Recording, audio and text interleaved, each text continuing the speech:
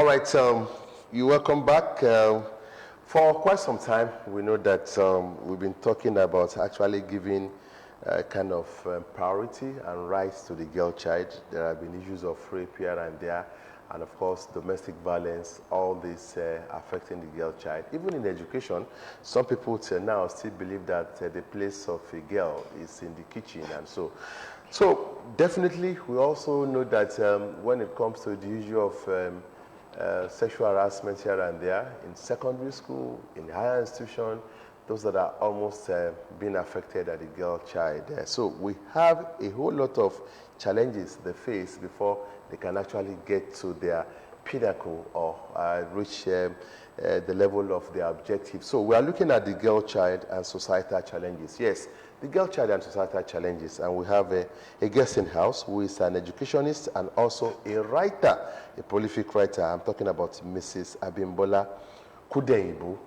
Mrs. Kudeibu, you're welcome to the program this morning. Thank you very much. It's my pleasure to be here. You're welcome, ma'am. Thank you. Now, just like Hakim started, it's not news actually that the boy child gets more preferential treatment than the girl child, and girls are discriminated against in Nigeria in terms of nutrition, in terms of opportunities, in terms of education, food, and what have you. Now, why does this happen in your own view? Why does this happen, and how can it be corrected? I think basically the girl child, of course, as you have said, are facing loads and loads of challenges, and I believe this, came, borders on the background. We need more education, because generally it is believed that the place of the girl is in the kitchen. So I believe that is one of the reasons why people believe that the boy, gets more preferential treatment than the girl, and so I believe that we need to go out and really educate the populace, about the girl child right to be educated, access to education. And so basically we need to educate the populace about the rights of the girl child to be educated. And for instance, like October 11 is we're going to be commemorating another Girl Child Day, talking about our voice and equal future, which strives to, get to balance the opportunities for boys and girls, especially in the tech world. So I believe that educating the populace about the importance of educating the girl child is will go a long way to solve the problems that the girl child is facing. Now, are we talking about, you are talking about education, you're talking about education. Even to get this education, there could be challenges for a girl child. What type of challenges do they normally face here? And of course, how do we get out of it? Yes.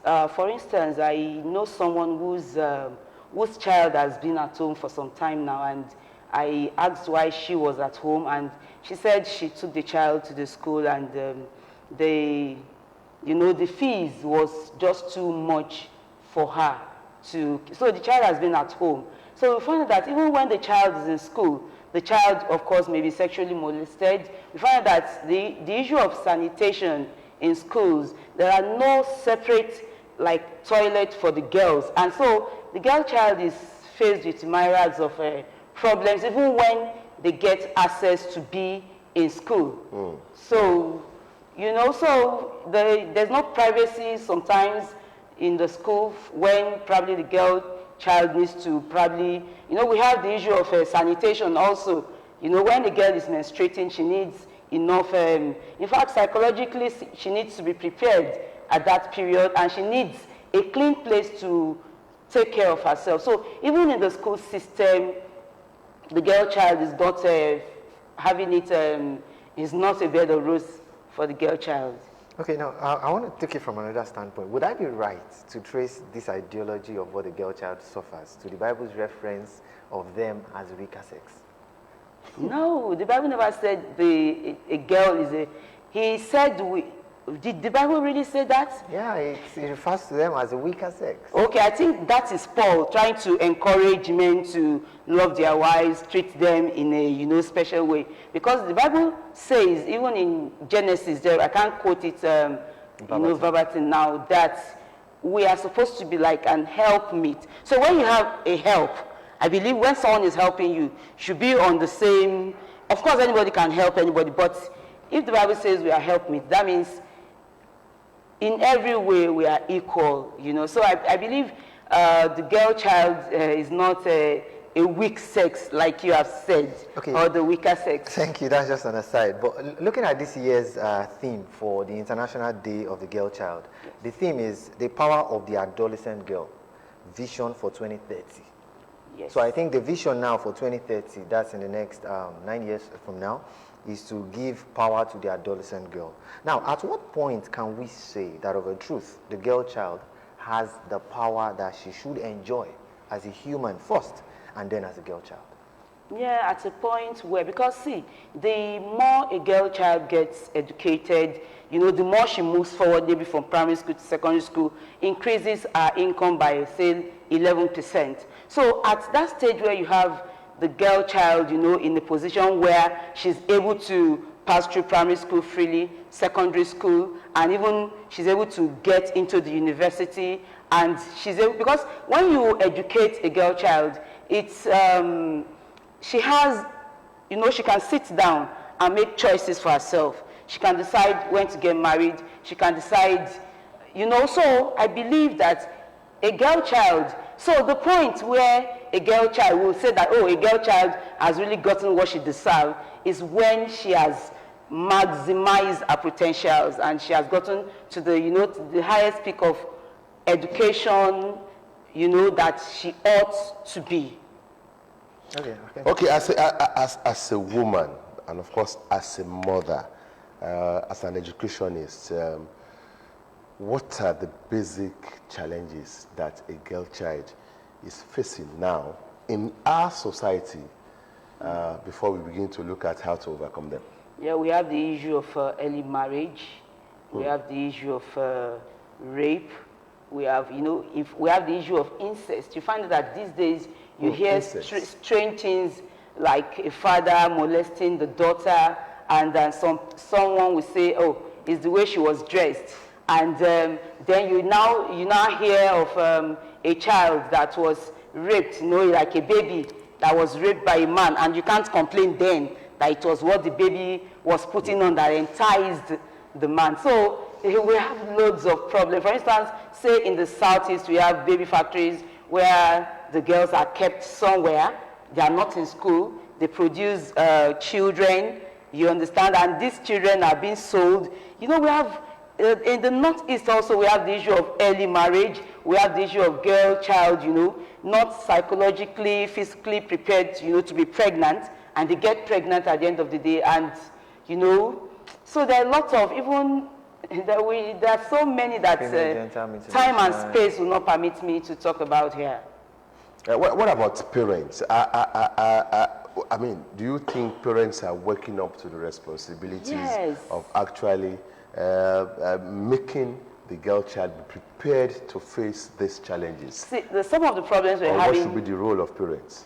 These days is that, it is the girl child today that becomes the woman tomorrow. So that girl child today that probably was, got pregnant at the age of, say, 14 or 15, who is raising another child. You see, the education she did not get. You can't give what you don't have. So I believe that's where some of these problems, came from, because a parent, for instance, some of these girls are in school. You see them come to school. You see that some of them are pregnant. And who is the father? Some don't even know the father. Some get pregnant for, like as small as a bottle of Coke can get them pregnant. You understand? So you find out that this girl now, who probably someone bought her a bottle of Coke and she became pregnant, now has a child. What is she going to, how is she going to teach the child? Is it the absent father You know, is it the absent father that is going to train? Because to train a child, we need both the father and the mother, you know. What you have learned from your parent, you pass it on to your child. What she has learned, she passes it on. But a child who got pregnant at 15 and who is raising another child will not have anything, you know, to pass on to a baby mother. Exactly. So that, but the family, because see, women, I believe we need to look out for the girl child. You need to be vigilant. You don't just leave your child for anyone to, because even when you, it's not sitting well when you find that even the father can molest the child. So if a father can molest his own child. So be vigilant. Exactly. So who then do you? So you need to be extra. I read somewhere on Facebook. Was it yesterday, where a woman said that she took her child to school, and later when they got home, she found out that the baby was scratching, you know, a child, and she was wondering, and she asked other mothers to help her. So there are so many things that could be responsible for that condition. So you find that it is from home.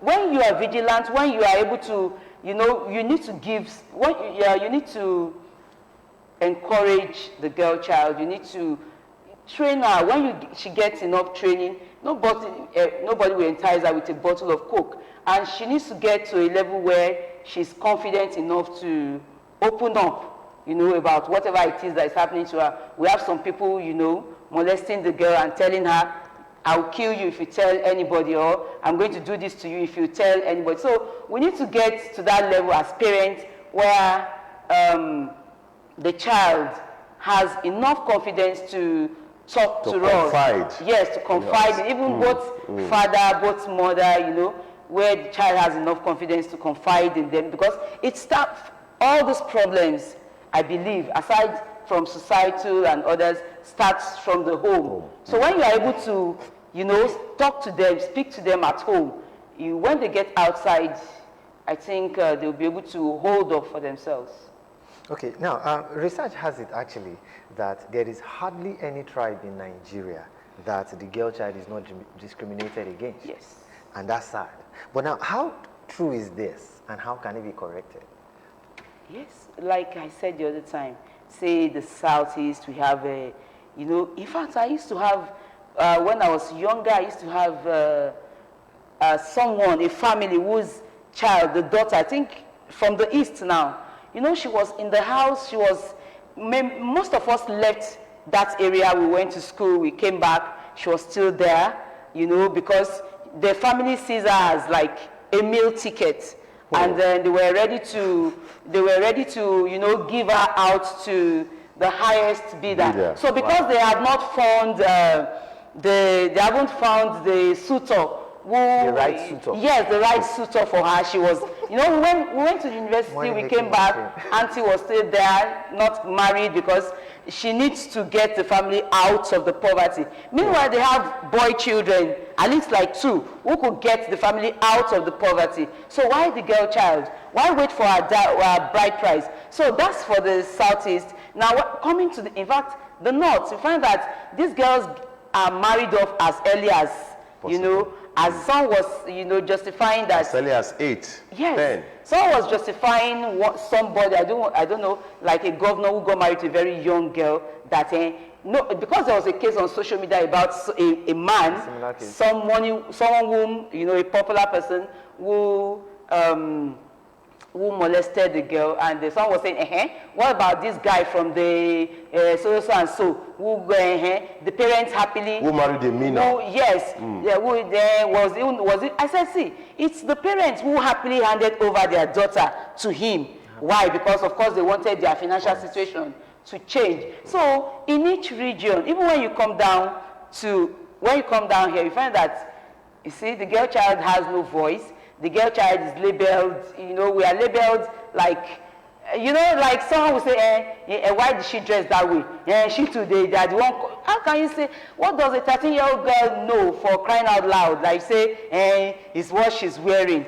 A girl, so I don't know, the solution of course still lies in the area of education. We need to educate the girl child. And of course, aside educating the girl child, we need to have funds available for them, because when a child is hungry, You understand? And, you know, and someone is saying, come, your parents can't send you to school, I'll do that, even at a very early age. I used to have a student like that too, like, you know, at that early age, the mother was, the guy took her, the mother went to live with her. A girl who is not, she's not even 18, but the guy took her. She was living with the guy, the mother packed in with the guy, brought her other siblings, they were living with the guy, whereas the girl was still in post-primary school. So we find that...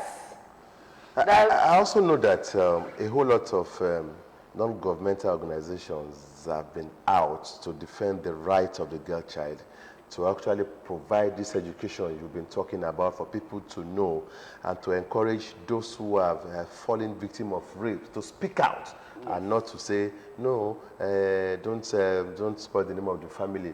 But are they doing enough? No, I don't. Yes, I think we've had, but it still lies. Okay, there's this issue that I actually wrote about. You know, this girl was out playing, and while she was playing, you know, one of these uncles in the area, you know, called her, okay, help me buy sweet or help me buy whatever. And she went, and, you know, when she got back, at the end of the day, she was molested. And when people were angry, because when the mother saw the way she was walking, she called people and they're like, okay, let's go arrest this guy. But she quietly took her daughter and, you know, they left that environment because of the stigma. So even when you encourage, when you educate, we have a lot of NGOs out here educating the girl child, educating, you know, but we still need to, because if that mother has agreed to take the case to the police, you know, probably the man could have been brought to book and a lot of other things. But I think there's still room for improvement on that area. So as we go on the program, talking about the topic, the girl child and societal challenges, what should be in the mind of everybody as far as the girl child is concerned?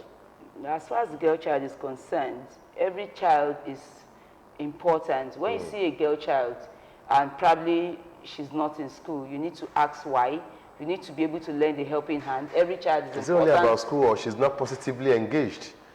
Yes. Some might not be able to go to school, and they still do well. They could be learning a trade and very productive things. But to even learn a trade, you need to get basic education, because you want to write, you know, we have lots of tailors writing armhole as army hole, because, so because even that trade, like tailoring, for instance, now, most of the things are labeled in English. So when you don't have basic education, exactly, when you don't have basic education, so they need at least primary, secondary school education. So, and of course, a girl child can learn a trade, but every girl child is important. And when they make mistakes, don't say, they had it coming. It's the way she's been dressing, it's the way she's been. No, what does a child who's not, even at 18, you make loads of mistakes. So every child is important. Every girl child should be in school. Every girl child should be encouraged.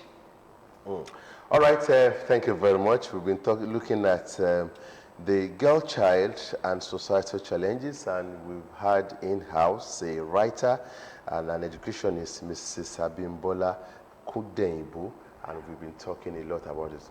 That's what's going to be on this segment. We'll still be back with the last segment talking about this Friday's edition of Newdawn with Valentine Oko and Akim Akitunde. We'll be back.